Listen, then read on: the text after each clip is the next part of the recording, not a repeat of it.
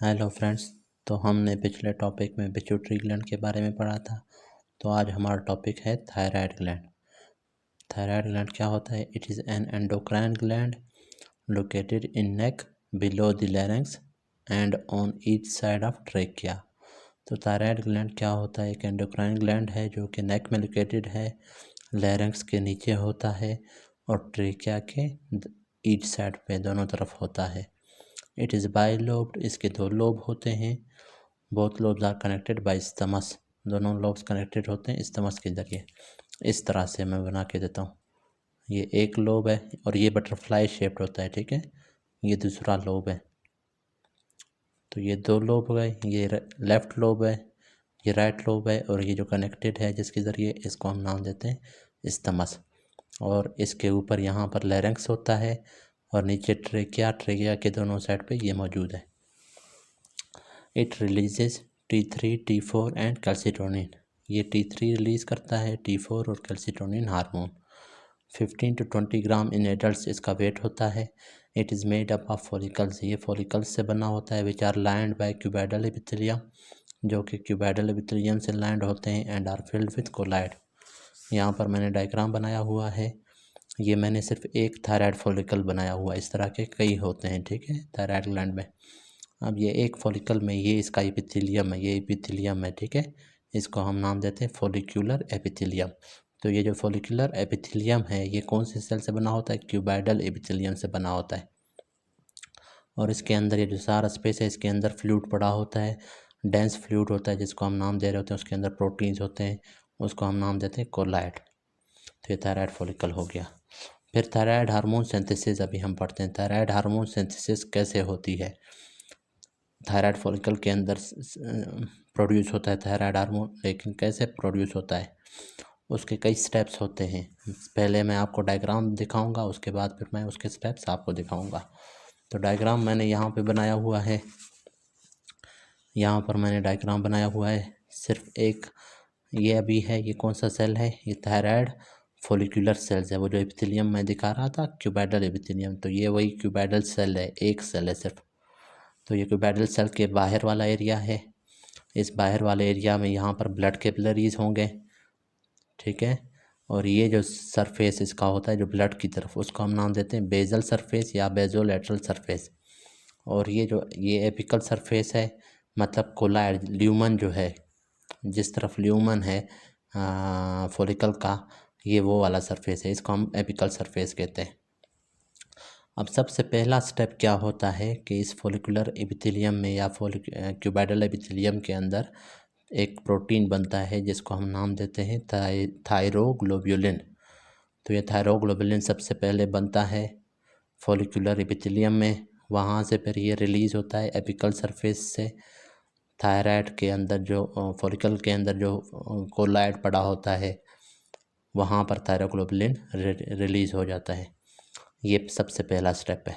दूसरा स्टेप क्या है? ब्लड से आयोडीन, आयोडीन आयन जो होता है, आयोडाइड आयन, आयोडीन आयन कहोगे या आयोडाइड आयन होगा, वो हमारे पास ब्लड से इंटर होगा फॉलिकुलर एपिथेलियम में। और वहाँ से फॉलिकुलर किस प्रोटीन के ज़रिए? सोडियम आयोडीन को ट्रांसपोर्टर या सिम्पोर्टर भी इसको कहते हैं, उसके थ्रू। क्यों? क्योंकि इस सेल के अंदर ऑलरेडी आयोडीन ज़्यादा मिकदार में होता है एज़ कम्पेयर टू ब्लड। इस वजह से तो आयोडीन को अगेंस्ट कंसंट्रेशन ग्रेडियंट जाना पड़ेगा, और अगेंस्ट कंसंट्रेशन ग्रेडियंट जाने के लिए उसे एक्टिव ट्रांसपोर्ट की ज़रूरत होती है। तो इस वजह से सोडियम आयोडाइड को ट्रांसपोर्टर, उसकी मदद से ये एंटर होगा। अब सोडियम आयोडाइड को ट्रांसपोर्टर को एनर्जी कहाँ से मिल रही होती है? यहाँ पर एक और पंप होगा जिसको हम सोडियम पोटाशियम पंप कहते हैं, जो कि एटीपी की मदद से सोडियम को बाहर निकालता है। 2 सोडियम को बाहर निकालता, 3 सोडियम को बाहर निकालता है। 3 सोडियम उसने बाहर निकाल दिया, 3 सोडियम और 2 पोटाशियम अंदर डाल देता है, और उस दौरान एटीपी यूटिलाइज होता है। तो अब जब सोडियम बाहर चला गया तो सोडियम अभी बाहर ज़्यादा है। जब सोडियम बाहर ज़्यादा है तो अब सोडियम जो है अंदर जाने की कोशिश करेगा। तो जब सोडियम अंदर जाने की कोशिश करेगा तो इस ट्रांसपोर्टर के थ्रू सोडियम के साथ आयोडीन भी ट्रांसपोर्ट होगा इनसाइड। ये सेकेंडरी एक्टिव ट्रांसपोर्ट आपने पढ़ा होगा। फिजियोलॉजी में। तो ये सेकेंडरी एक्टिव ट्रांसपोर्ट है, को ट्रांसपोर्ट है। फिर जब आयोडीन आयन यहाँ पर एंटर हो गया, फिर इस सेल से आयोडीन आयन एंटर होगा ल्यूमन ऑफ द फॉलिकल में। वहाँ पर जब एंटर हुआ तो वहाँ पर एक एंजाइम होता है थायराइड पर ऑक्सीडेज। उस एंजाइम की मदद से दो आयोडीन मिलके किस चीज़ में, आयोडीन मॉलिक्यूल या I2 में कन्वर्ट हो जाते हैं। मतलब उसके ऊपर जो चार्ज था वो ख़त्म हो गया, उसकी क्या हो गई, ऑक्सीडेशन हो गई। तो पहला स्टेप थायरोग्लोबुलिन प्रोडक्शन था। दूसरा step trapping of iodide ion, इसको बोलते हैं आयोडाइड आयन का एंटर होना फॉलिकुलर एपिथेलियम में। फिर तीसरा स्टेप क्या है कि वहाँ से वो आयोडीन बाहर जाता है ल्यूमन में, वहाँ ल्यूमन में उसकी ऑक्सीडेशन होती है, वो कन्वर्ट होता है I2 की फॉर्म में। चौथा स्टेप क्या होगा, ये आयोडीन क्या है, थायरोग्लोबुलिन के साथ मिलेगा। थायरोग्लोबुलिन के साथ जब थायरोग्लोबुलिन जो प्रोटीन है उसके अंदर टायरोसिन अमीनो एसिड्स होते हैं, तो अगर टायरोसिन के साथ एक आयोडीन मिलेगा तो उसको हम क्या कहते हैं, मोनो आयोडो टायरोसिन। और अगर एक टायरोसिन के साथ दो आयोडीन कंबाइन होंगे तो उसको कहेंगे डाई आयोडो टायरोसिन। अब जब ये बन गया, अब ये मोनो आयोडो टायरोसिन, ये एक थायरोग्लोबुलिन के साथ कई टायरोसिन अमीनो एसिड होते हैं, तो एक टायरोसिन के साथ एक है, दूसरे के साथ दो बाइंड हुए हैं। फिर ये टायरोसिन रेजिड्यू, अगर ये वाला दो एक मोनो आयोडो टायरोसिन और एक डाई आयोडो टायरोसिन, ये दोनों अगर आप इसमें कंबाइन हो जाएं तो फिर क्या बन जाएगा, T3 बन जाएगा। लेकिन अगर एक डाई आयोडो टायरोसिन दूसरे डाई आयोडो टायरोसिन के साथ कंबाइन होगा तो क्या बनेगा, T4। अब इस प्रोसेस को फिर नाम देते हैं कपलिंग। तो ये ऑक्सीडेशन था आयोडीन का, उसके बाद ऑर्गेनिफिकेशन था। ऑर्गेनिफिकेशन का मतलब आयोडीन का थायरोग्लोबुलिन के टायरोसिन के साथ कंबाइन होना। फिर उसके बाद MIT और DIT का आपस में मिलना, या DIT और DIT का आपस में मिलना, इसको फिर नाम दे रहे थे कपलिंग, मतलब कपल बन रहे हैं, ठीक है। जब कपल बनते हैं तो T3 या T4 बन जाता है। फिर उसके बाद ये T3 और T4 इस थायरोग्लोबुलिन से अलग हो जाएंगे, किस एंजाइम के ज़रिए, प्रोटीएज एंजाइम होता है उसकी मदद से। फिर ये T3 और T4 इंटर हो गए, पहले इसी फॉर्म में ये इंटर होंगे, यहाँ पर सेल के अंदर जब इंटर हो गए वहाँ पर ये T3 T4 अलहदा होंगे प्रोटीएज एंजाइम की मदद से। उसके बाद T3 T4 बाहर रिलीज होंगे। अब इसको हम डिटेल से पढ़ते हैं। तो ये हमने पढ़ लिया। अब थायराइड हार्मोन के सिंथेसिस में पहला स्टेप क्या था, थायरोग्लोबुलिन प्रोडक्शन, वो मैंने यहाँ पे नहीं लिखा हुआ, तो पहला स्टेप वही है। दूसरा स्टेप आयोडाइड ट्रैपिंग है। Iodine is higher in concentration in follicle, that's why there is sodium iodide symport और cotransporter which will cotransport sodium and iodide inside the follicle. This process is called iodide trapping, ठीक है, को transport की मदद से enter होंगे। फिर next step है oxidation of iodide. Iodide ion की ऑक्सीडेशन होगी, पहले आयोडीन आयन फॉलिकुलर एपिथेलियम से रिलीज होगा ल्यूमन ऑफ द फॉलिकल में, वहाँ पर जाके वो उसकी ऑक्सीडेशन होगी। It enters into thyroid colloid where thyroid peroxidase convert iodide into iodine. फिर थर्ड स्टेप है ऑर्गेनिफिकेशन और आयोडीनेशन ऑफ टायरोसिन। फिर टायरोसिन जो होते हैं थायरोग्लोबुलिन के, उसकी आयोडीनेशन होती है, इस प्रोसेस को हम ऑर्गेनिफिकेशन भी कहते हैं। Iodine then binds with tyrosine residue of thyroglobulin, which is present in colloid. This process is called organification. If one iodine attaches with tyrosine, then it is called monoiodotyrosine. Mono means one, monoiodotyrosine. If two iodine attaches with tyrosine, then it is called diiodotyrosine. फिर next step है coupling. Coupling में अगर मोनोआयोडोटायरोसिन bind होगा डाईआयोडोटायरोसिन के साथ तो T3 बन जाएगा। अगर डाईआयोडोटायरोसिन बाइंड होगा डाईआयोडोटायरोसिन के साथ तो फिर T4 बन जाएगा, जिसको हम टेट्रा आयोडोथायरोनिन भी कहते हैं। 4 का मतलब 4 आयोडीन आयन है, तो 4 को हम टेट्रा भी कहते हैं, टेट्रा आयोडोथायरोनिन। और ये था ट्राई आयोडोथायरोनिन। अच्छा, इसका दूसरा नाम, ये T4 का दूसरा नाम थायरोक्सिन भी है। फिर नेक्स्ट स्टेप क्या है, रिलीज ऑफ T3 T4। पहले T3 T4 अलग होंगे किससे, थायरोग्लोबुलिन से, वो भी मैंने यहाँ पे मेंशन नहीं किया, वो आपको बता दिया था कि थायरोग्लोबुलिन वापस जब थायरोग्लोबुलिन के साथ, ये थायरोग्लोबुलिन है जिसके साथ T3 अटैच है और अगला T4 अटैच है, ये इंटर होगा फॉलिकुलर एपिथेलियम में, वहाँ पर फिर थायरोग्लोबुलिन से T3 T4 अलग हो जाएंगे, फिर रिलीज हो जाएंगे ब्लड के अंदर। पूरा थायरोग्लोबुलिन रिलीज नहीं होता, सिर्फ उसके जो टायरोसिन रेजिड्यू हैं जिसके साथ 3 आयोडीन या 4 आयोडीन अटैच हैं वो रिलीज होंगे। तो T3 T4 again enters follicular epithelium है and release into blood from basal surface. Most of thyroid hormone is in the form of T4। ज़्यादातर जो थायराइड हार्मोन रिलीज होगा T4 की फॉर्म में, जो कि इनएक्टिव फॉर्म है।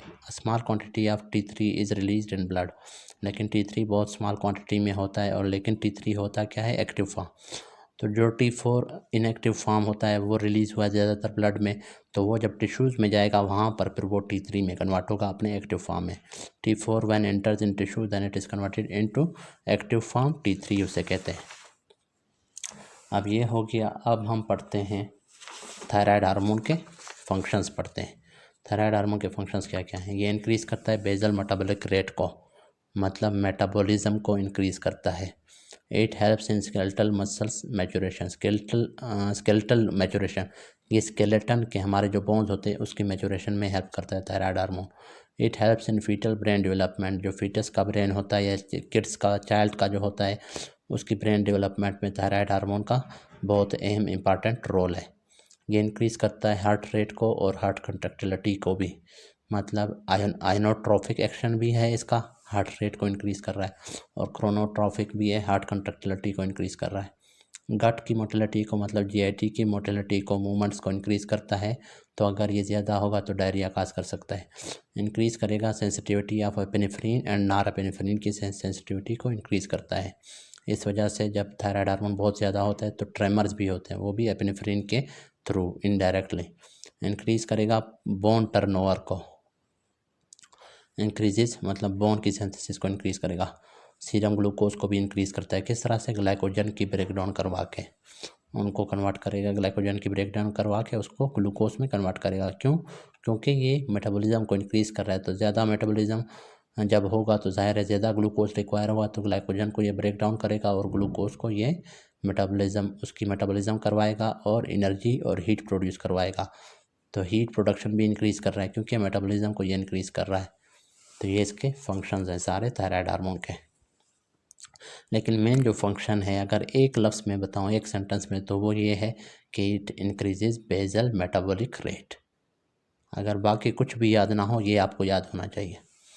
अच्छा, फिर है parafollicular cells of thyroid gland. अब जो थायराइड एपिथेलियम था, थायराइड का फॉलिकुलर एपिथेलियम, उसके आसपास कुछ और सेल्स होते हैं, उनको कहते हैं पैरा फॉलिकुलर सेल्स। पैरा मतलब इर्द गिर्द, तो फॉलिकुलर सेल्स के इर्द गिर्द कुछ सेल्स होते हैं, उनको कहते हैं पैरा फॉलिकुलर सेल्स। उनका काम क्या होता है? दिस सेल प्रोड्यूसेस कैल्सिटोनिन, वो कैल्सिटोनिन प्रोड्यूस करते हैं, ये भी एक हार्मोन है। विच increases calcium deposition in bones. Calcitonin नाम से ज़ाहिर है कैल्शियम के मेटाबॉलिज्म में इसका रोल है। तो ये कैल्शियम को डिपोजिट करवाएगा बोन्स में एंड डिक्रीजेज बोन रिजर्प्शन, और बोन की जो रिजर्प्शन होती है, ऑस्टियोक्लास्ट जो बोन को तोड़ रहा होता है, उसको ये डिक्रीज करेगा।